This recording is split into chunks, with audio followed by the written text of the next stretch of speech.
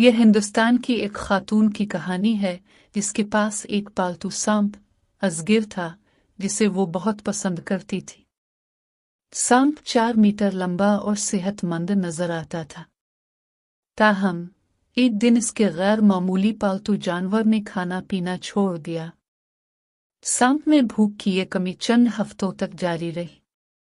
مایوس عورت نے اپنی ہر ممکن کوشش کی اور ہر وہ چیز پیش کی جسے سانپ گلا گھونٹ کر کھا لے، پر کچھ فائدہ نہ ہوا، اور آخر کار وہ عورت اپنے پیارے پالتو جانور کو جانوروں کے ڈاکٹر کے پاس لے گئی۔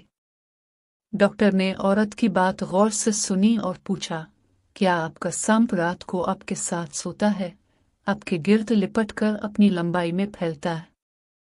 عورت حیران ہوئی اور بہت امید کے ساتھ کہنے لگی، ہاں، جی ہاں، یہ ہر روز کرتا ہے اور یہ مجھے بہت اداس کرتا ہے کیونکہ میں دیکھتی ہوں کہ گویا یہ مجھ سے کچھ پوچھ رہا ہے اور میں اسے بہتر محسوس کرنے میں مدد نہیں کر پاتی۔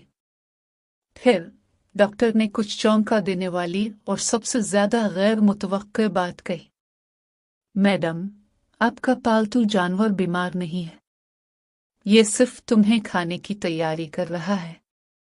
ہر بار یہ رینگتا ہے اور آپ کو گلے لگاتا ہے، آپ کے جسم کے گرد لپٹتا ہے، یہ سائز کی جانچ پڑتال کر رہا ہے کہ آپ کتنا اچھا کھانا ہے اور حملے سے پہلے خود کو کیسے تیار کرنا چاہیے۔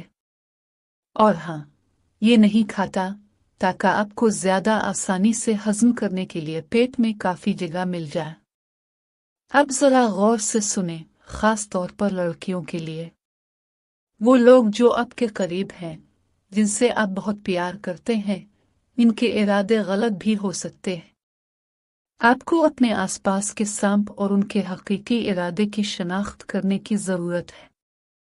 اس دشمن سے مت ڈریں جو آپ پر حملہ کرے، بلکہ اس جعلی دوست سے ڈریں جو فیس بک کے ذریعے آپ کی تصویریں مانگ کر گویا آپ کو گلے لگاتا ہے۔ واٹس ایپ پر یونیورسٹی لائف میں آپ سے قریب ہوتا ہے تاکہ آپ کو آسانی سے ہضم کر سکے۔ یقین جانیں، آپ کے والدین سے زیادہ کوئی آپ سے محبت نہیں کر سکتا۔ نکاح سے قبل محبت کا ہر دعویٰ جھوٹا ہے۔